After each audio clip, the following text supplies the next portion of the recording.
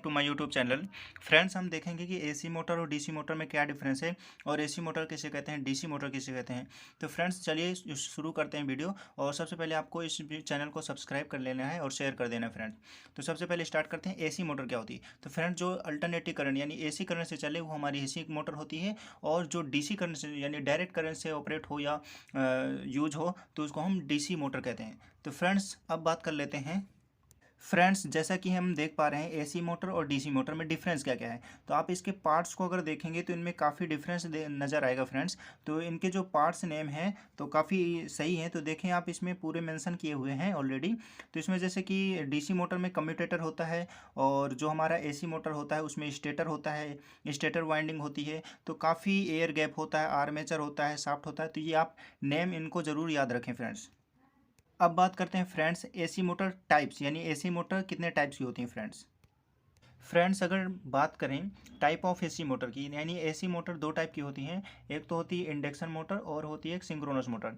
Induction motor को हम एक नाम से और जानते हैं, एसिंक्रोनस मोटर के नाम से भी जाना जाता है। तो फ्रेंड्स, इंडक्शन जो मोटर होती है वो दो टाइप की और होती है, यानी जैसे कि एक होती है स्क्वायरल केज इंडक्शन मोटर होती है और एक स्लिप रिंग इंडक्शन मोटर होती है। जैसा कि फ्रेंड्स, इंडक्शन मोटर हर जगह यूज की जाती है। पावर प्लांट हो गया, कई बड़ी बड़ी इंडस्ट्रीज हैं, वहाँ वहाँ इंडक्शन मोटर ही यूज होती है। जो सिंक्रोनस मोटर होती है ये पावर फैक्टर को मतलब सुधारने के लिए इसका यूज़ किया जाता है फ्रेंड्स। अब फ्रेंड्स, बात कर लेते हैं टाइप ऑफ डीसी मोटर की, यानी डीसी मोटर कितने टाइप की होती है फ्रेंड्स। फ्रेंड्स, डीसी मोटर पढ़ने से पहले मैं एसी मोटर की जो इंडक्शन मोटर थी, यानी एक तो स्लिप रिंग इंडक्शन मोटर थी और एक स्क्वायरल केज इंडक्शन मोटर थी।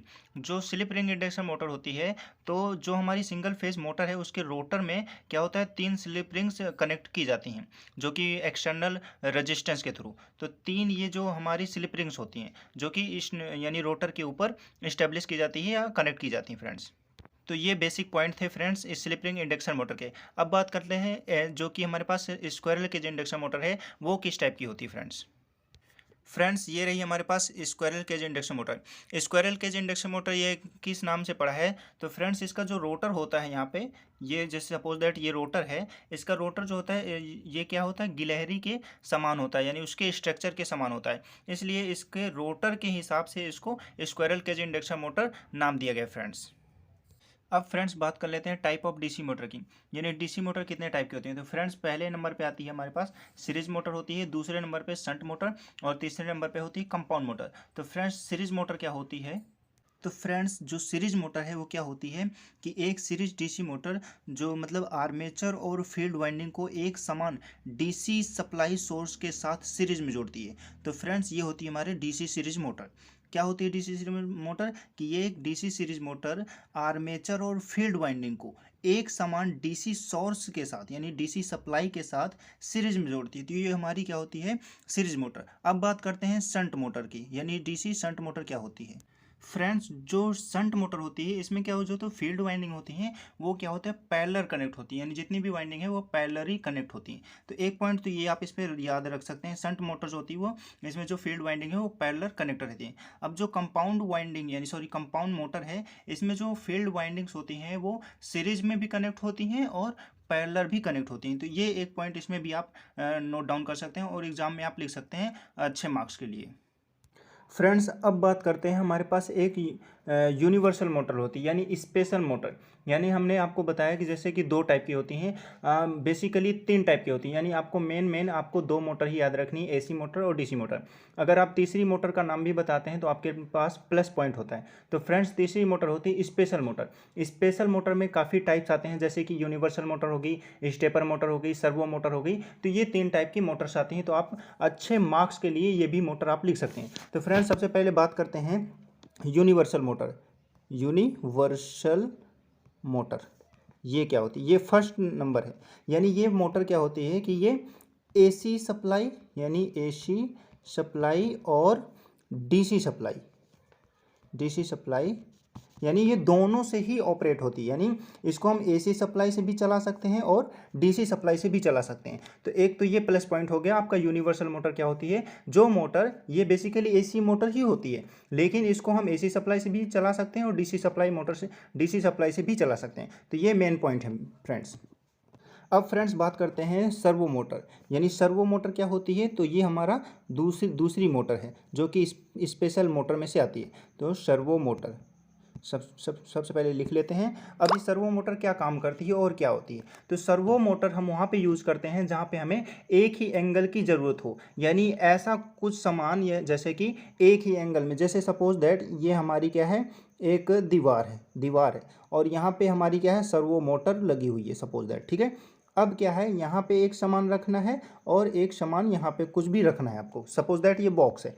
अब क्या है, ये सर्वो मोटर क्या है, इस बॉक्स को उठा के क्या करेगी, इस साइड रख देगी, लेकिन यहाँ की जो डिस्टेंस होगी वो सेम रहेगी, यानी ये ना और इस साइड रख सकती है और ना इस साइड रख, यानी जो इसका एंगल है वो क्या होता है, फिक्स होता है। यानी एक इस जगह से उठा के सिंपल इस जगह पे ये रखेगी और यहाँ से उठा के वापस सेम उसी डिस्टेंस पे, जिस डिस्टेंस जितनी इधर है उसी डिस्टेंस पर रखेगी। तो बेसिकली सर्वो मोटर का यूज हम रोबोटिक्स में भी करते हैं, यानी ऐसे आप कार की कंपनी में देखेंगे कि जो नट या कोई भी बोल्ट है उसको लगाना है या टाइट करना है तो ये सर्वो मोटर का ही यूज किया जाता है, क्योंकि ये फिक्स एंगल पे रोटेट होती रहती हैं।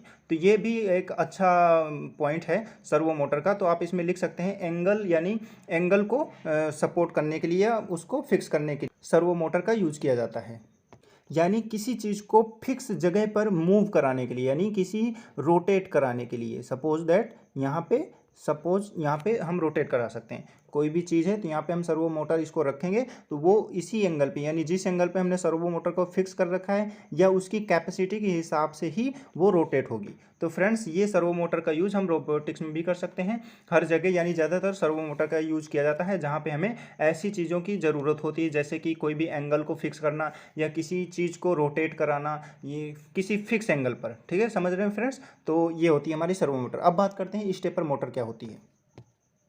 फ्रेंड्स अब बात करते हैं जैसे कि स्टेपर मोटर क्या होती है। तो स्टेपर मोटर सबसे पहले हम हेडिंग डाल लेते हैं, स्टेपर मोटर, यानी ये पॉइंट्स आप एग्जाम में लिखेंगे तो काफ़ी अच्छे मार्क्स आने वाले हैं फ्रेंड्स, ये मैं प्रॉमिस करता हूँ। फ्रेंड्स सबसे पहले क्या करना है, स्टेपर मोटर होती क्या है। तो स्टेपर मोटर को सबसे अच्छा समझने का तरीका है फ्रेंड्स, जैसे कि स्टेपर मोटर जो होती है वो क्या होती है, 2, 4, 8 और 12, यानी इसमें 4 का डिफरेंस होता है, यानी इसको मैं क्लियर में हटा देता हूँ फ्रेंड्स। इसमें क्या होता है कि ये क्या होता है, जंप होती है।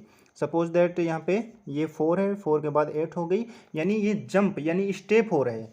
तो ये पॉइंट क्या होते हैं, ये हमारी स्टेपर मोटर के होते हैं, यानी 4 to 8, 8 to 12, यानी 4 का डिफरेंस होता है। तो ये मोटर इसी एंगल पर काम करती है फ्रेंड्स। तो आप अपने एग्जाम में भी इसको लिख सकते हैं फ्रेंड्स। तो thank you friends for watching this video. अगर आपको वीडियो ये हेल्प की हो थोड़ा सा भी तो प्लीज़ फ्रेंड आप इसको सब्सक्राइब कर सकते हैं इस चैनल को। And thank you for watching this video friends.